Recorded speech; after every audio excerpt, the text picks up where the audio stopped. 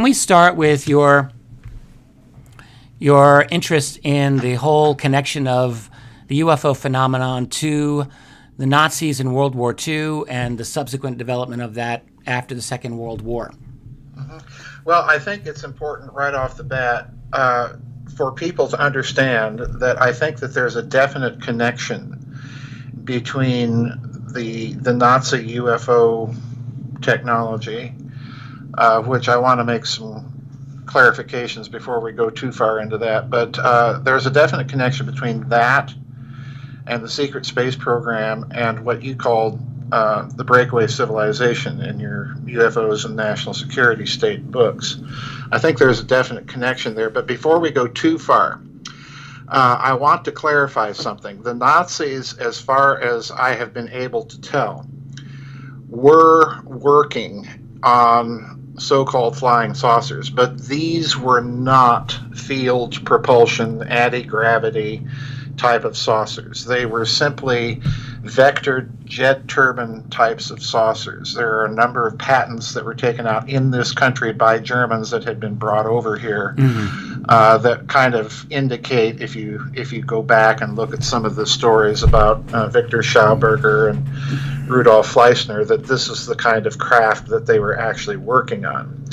There are a number of stories regarding Haunebu and Vril and these so-called Nazi field propulsion saucers that trap people into thinking that the Nazis, that all UFOs are really secret Nazi technology and that it was really advanced in field propulsion. Well, the problem with those stories, Richard, is that they're all coming out of a narrow circle of neo-Nazis that were based in and around Vienna, Austria after the war, and then to a lesser extent, Munich. So when I talk about Nazi UFO technology, I am not talking about that. I don't believe those stories. I don't believe the Nazi secret UFO base in Antarctica stories or, any of this stuff.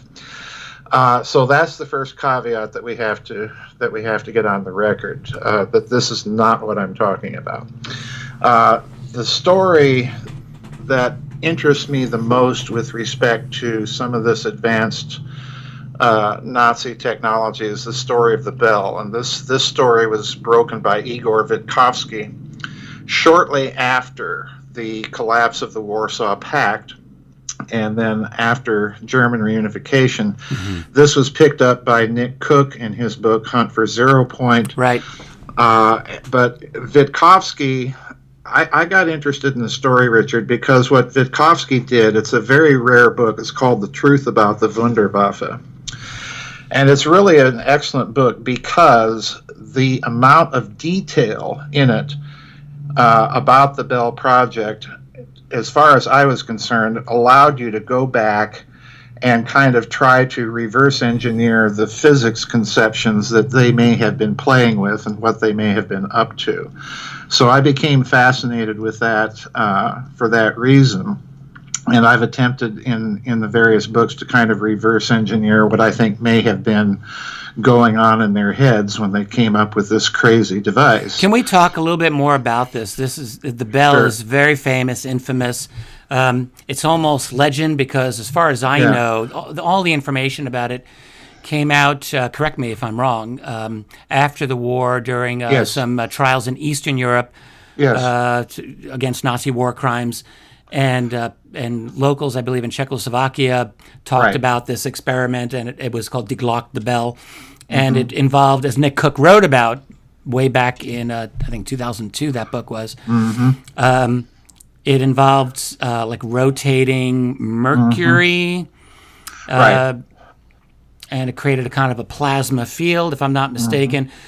And the effects of it were, well, what were the effects? That's the interesting thing. It was deadly, and it might have had some kind of, people have argued, some kind of field propulsion effect. But I've never been clear on this.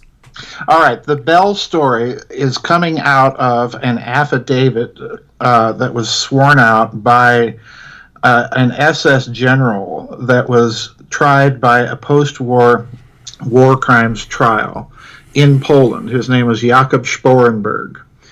And all of the details about the bell are coming out of this affidavit. And the details themselves are both very specific and at the same time very ambiguous. And this is where the reverse engineering part comes in.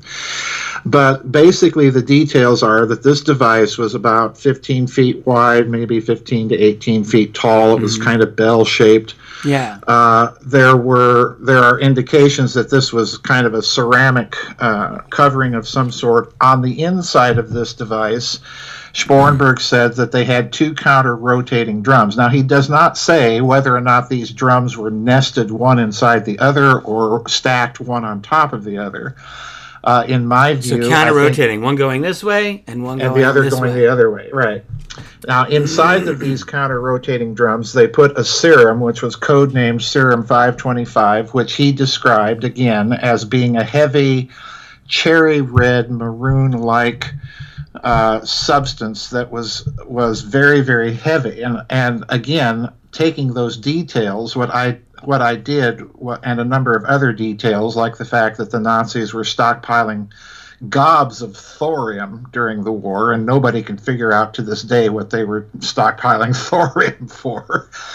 But I came to the conclusion that maybe what they were dealing with in this substance was, first of all, a thorium isomer, thorium-229 isomer, and an oxide of mercury, which would give it that heavy, metallic, gooey, red-like appearance.